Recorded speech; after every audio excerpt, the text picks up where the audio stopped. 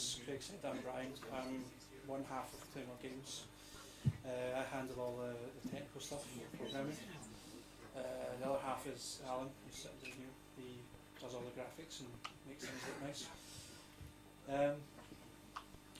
Didn't start as Claymore Games. Initially started as a small company called Dino Games, but I got fed up correcting everyone in the spelling, so decided to go with something a bit easier to spell. Released a few obscure titles, Solitaire, Target Attack, and Brainbods, and Dino Hunter was never actually released. These went through some minor publishers and never really went anywhere, to be honest. We've both worked on quite a few games. Alan more so than me. Alan has a bit more experience in the games industry than me. Not much, but most of my experience has been on mobile phone games. Alan's done quite a few different platforms over the years. Our first game was a game called Super Solitaire, which we got published by quite a large publishing company, who we were put in touch with one of our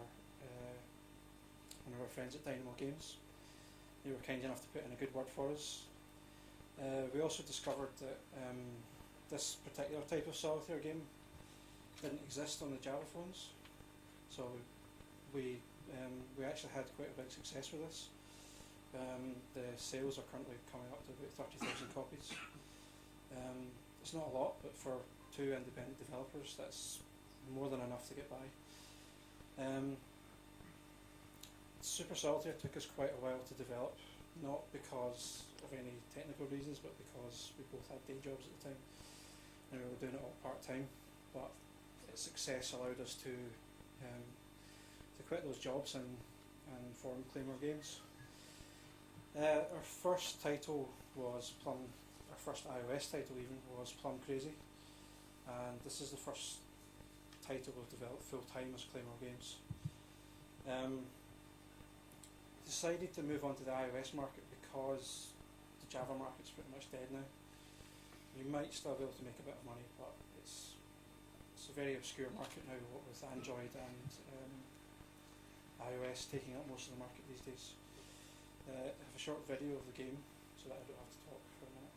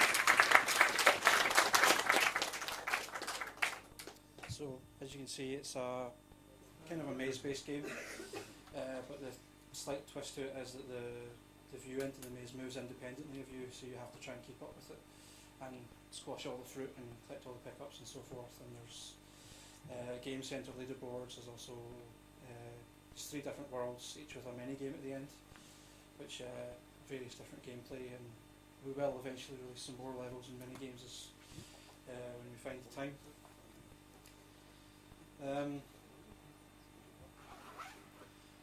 Wanted to talk a little bit about how to work as a small team. One of the biggest problems I've had in the past is when you're working with a project manager or someone who doesn't have a technical background and you're trying to explain technical problems to them, it's almost impossible to get them to understand you. Because I have a little bit of a background in graphics when I did a games technology degree at Glasgow Caledonian, and Alan has a little bit of a technical understanding of how the graphics pipeline works and so forth and all that. It's a lot easier for us to communicate because we're not constantly trying to explain ourselves with each other. So we can just ask for things to be done and we know instantly how to do it. Not all the time, but most of the time we get by. You can also reach out to freelancers who can help you do the things that you can't do. For example, we use quite a regular audio guy. He does all the audio for all of our games so far. Using the same person over and over again keeps a nice consistent quality in your products. Some of the advantages is, for example, I handle all the programming, all the tools, writing the engine, blah blah blah. So if you ever do come across problems, it can be quicker to fix them because you know exactly where the problem might be. You'll always get your voice heard because there's no management above you saying no, you can't do that. No, that's a stupid idea. Well, sometimes Alan will handle that role, and of course you get a bigger share of the money at the end of the day, which, as I said, we sold quite a lot of copies of Super Solitaire. For a AAA title, 30,000 copies isn't a lot, but for us that was more than enough to keep us going for a year between us. However, some of the disadvantages of being a small team is the complete lack of any marketing budget, which unfortunately can be a terrible thing in the mobile games market because there's so many competitors. There's so many big companies now like EA, Chill and Go, Rovio, things like that, who are always they're always in the media, and one of the biggest problems we faced is trying to get ourselves noticed. A lot of the review sites will acknowledge you, but they probably won't spend a lot of time with you. So you need to use a lot of the free tools available for you, like Twitter, Facebook pages set up. We've got videos on YouTube. We have our company blog. But one of the biggest areas that we spent a lot of time on was we went to mobile game forums and asked for feedback for our game. In particular, the Touch Arcade forums were fantastic. We gave away promo codes and asked them to review it and feedback. And over the first month or so after the release, we refined the game. We changed some of the controls. We added new control schemes based entirely on their feedback. And as a result, we are getting excellent reviews on the App Store, and as it says, it helps customers to trust you in the future. So when you release games, they'll say, "Oh, look, so and so made that. We'll give it a go."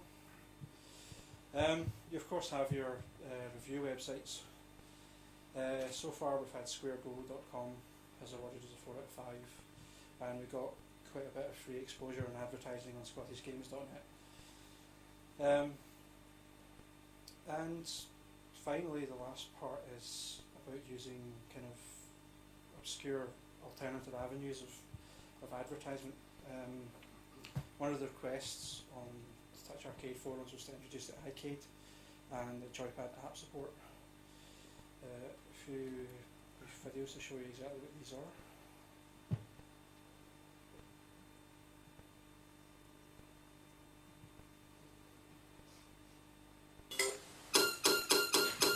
This is the iCade.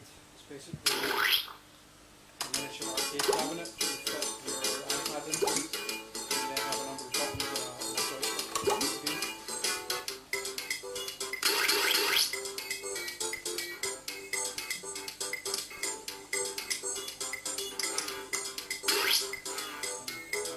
Not very good at playing the game.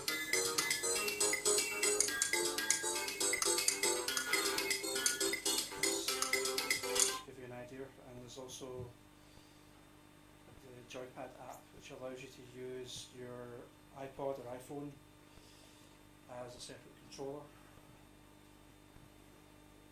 If the video loads.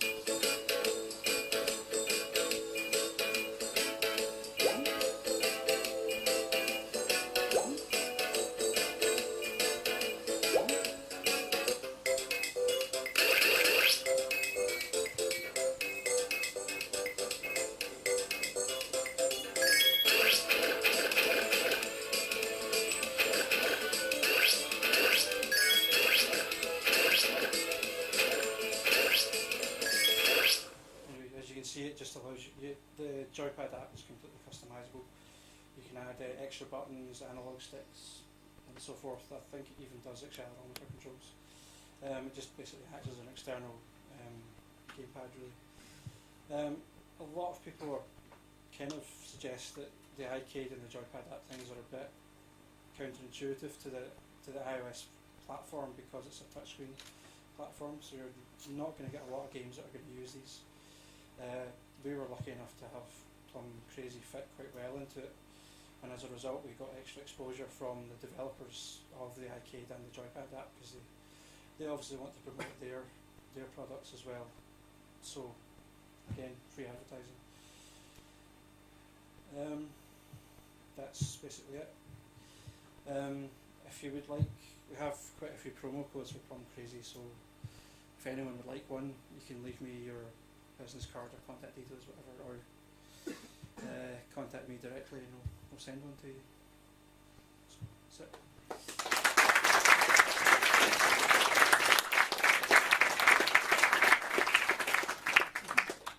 I was curious, since you were downloads, like how many downloads did you get as a kind of base downloads, and how much did you get extra for doing those features with the joypad and that stuff?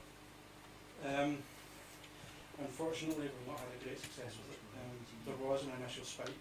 We got quite a few hundred downloads at first, daily, but that quickly disappeared. But once we introduced the iCade and the joypad, that kind of sprung back up again. Not quite to the same level, but it's kept quite a sort of consistent number of downloads thanks to the extra publicity and so forth.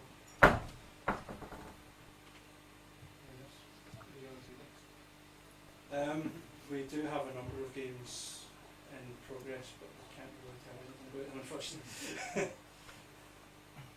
So you had 30,000 downloads with the Solitaire app. How many did you get with Plum Crazy? Total? I can't really tell you that, unfortunately. Back. And then your joypad app, Yeah. have you made that open for anyone else to use that? Or just for your app?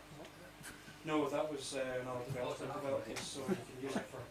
It's completely free. The FTP is completely free, and the application's free as well. I was going to say, you released Solitaire with the publisher backing, Yeah.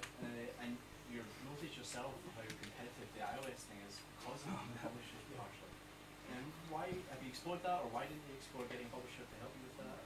We initially thought that we could do it ourselves, because obviously a publisher takes a cut of the profits, and we thought we had a unique enough game that we would stand out a bit more. And in hindsight, we probably should have gone with the publisher, but unfortunately they won't touch a game that's already been published. Is great, crazy. That's an option. Plum Crazy too. Yes. Do you have any plans for Android, and why did you decide to do iPhones? At the time, iOS was the sort of more lucrative market. We figured we could make more money out of it. We're not in it for the money, but we obviously still need to. Is there anything you think about kind of porting over to Android, or? It's a possibility. The device fragmentation is a bit of a problem for us because there's obviously only two of us, so it will happen eventually. Would you work and publish a game for the iPhone again, or would you move on in the future? Are you planning to do? Yeah, we're definitely doing more iPhone games. We are actually planning on releasing Super Solitaire for the iPhone, but we're going to do it for free. But there'll be advertising support. It's kind of an experiment to see which one works, which one performs better. Are you thinking about making Plum Crazy free and using in-app advertisements? Yes, that's something else we're going to look at. We've not quite decided how we're going to do it yet, but it's definitely something that will happen. Dev time for 2 people, how long did it take you to make Plum Crazy? This took around about 9 months. Most of that was developing the engine behind it. I'm a bit like Ross over there who likes to do everything himself.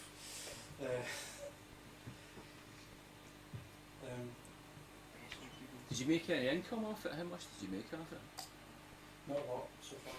It's not been out long though. That's your sort of tax man.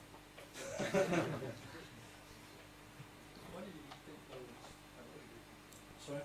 What do you think no one's done with it? Sorry, I can't hear you.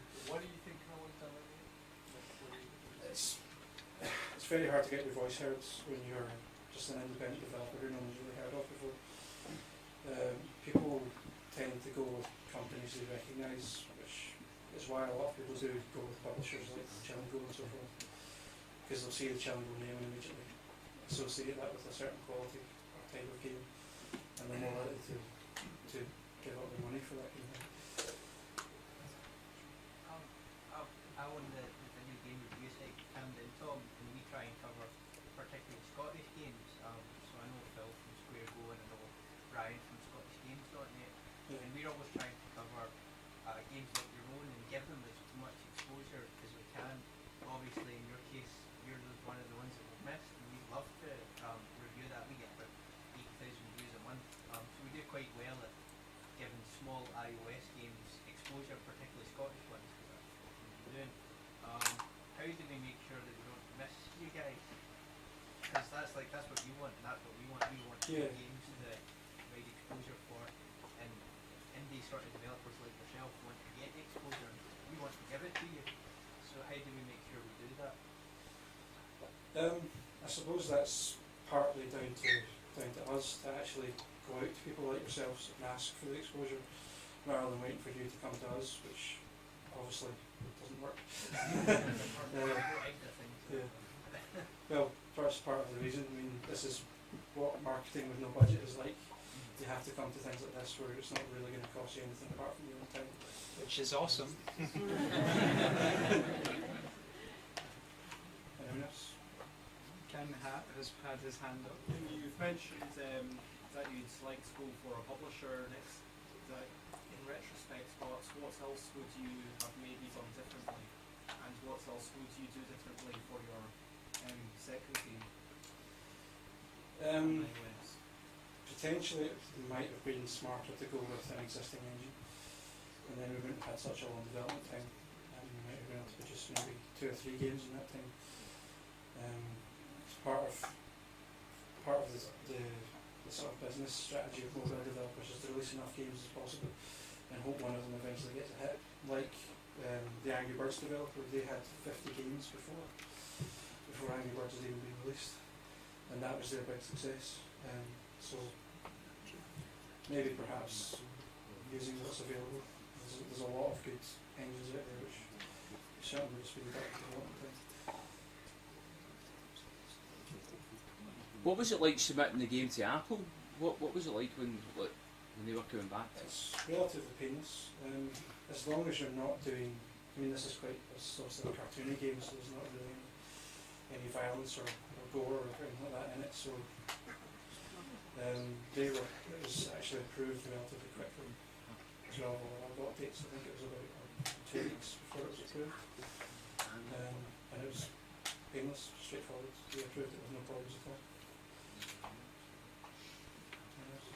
Are you thinking personally about doing something around the in-app purchasing, or are you just looking to want something entirely on a whole, sell or get advertising to?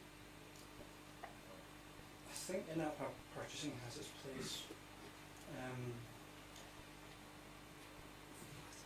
For example, we're going to release new levels and new mini games for the game, but we decided we were going to do that all for free. But that's certainly something that could be an in-app purchase. I'm not a huge fan of games the kind of freemium style games where you can only play for about 5 minutes and then you have to cough up a lot of money before you can actually get any further. As long as it's used right, I'd say it's definitely a good way to go. You just mentioned, like, as an indie developer, you have to have a presence in the sort of social sphere, Twitter, Facebook, and stuff like that. So, how much of your time or your team's time was kind of devoted to that?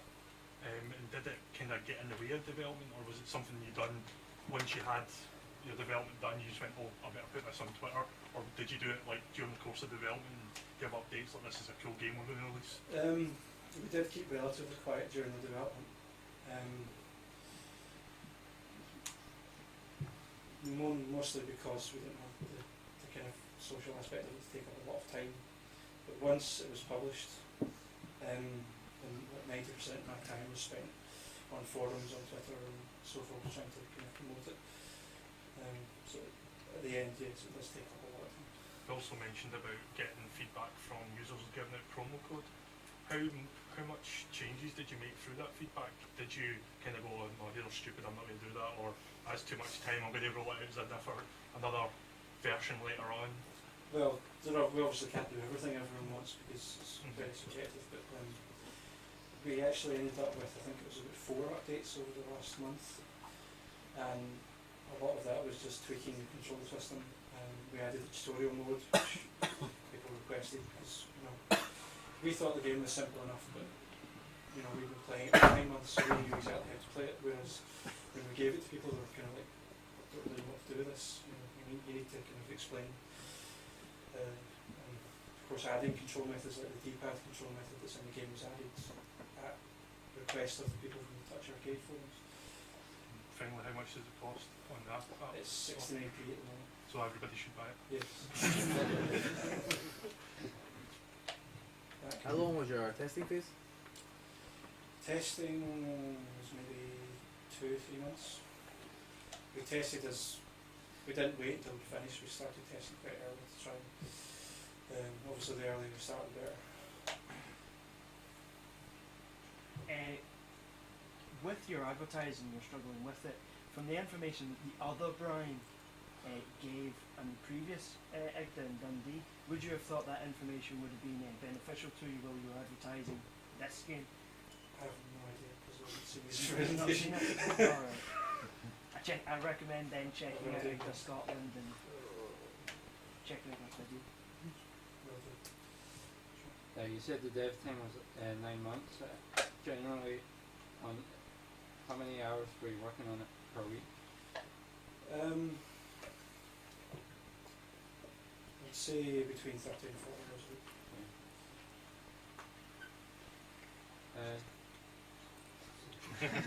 What social media proved the most beneficial?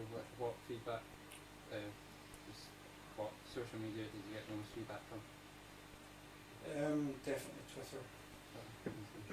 There's actually a group called the Indie Dev Retweet Group, where it's a group of hundreds of independent developers that you can use.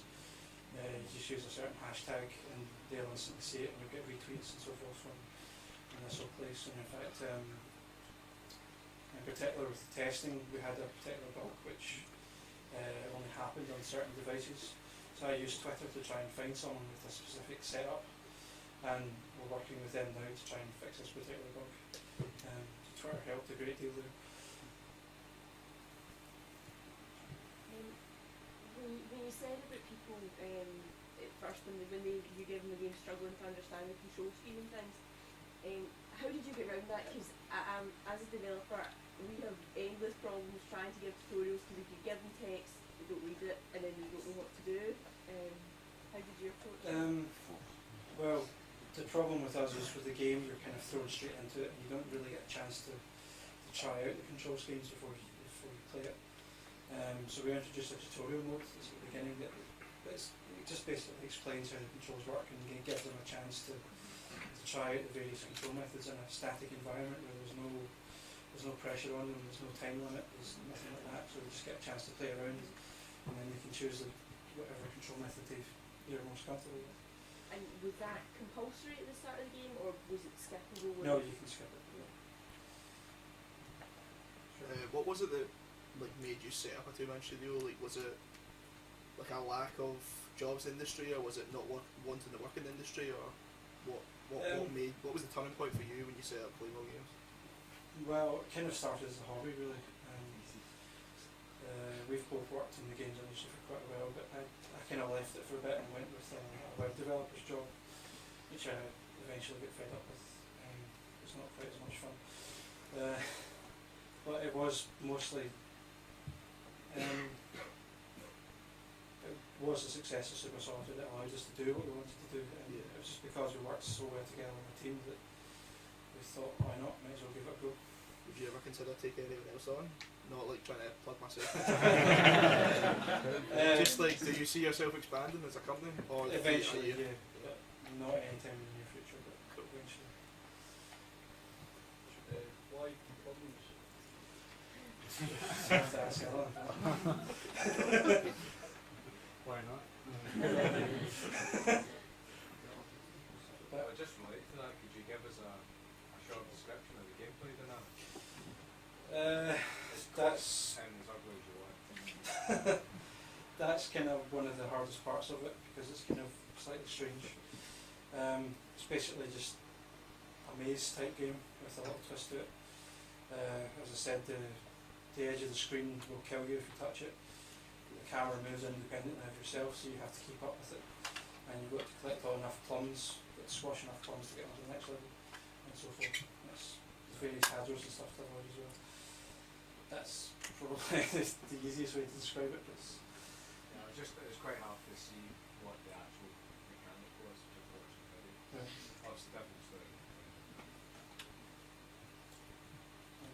Is the camera and how it operates, is it random or is it actually scripted for levels? Each level has a number of paths that the camera follows, and it picks a random one at the beginning, but once you're on one particular camera path, it's the same all the time.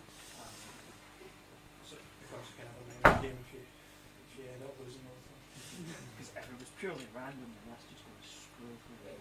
Yeah, we did have that at the beginning, and it was just, you just can't predict it. It's just, Do you guys actually have your own studio, or do you like just work from home? we both work from home. Anyone else? Are we bored of you with not questions? Okay, what's this?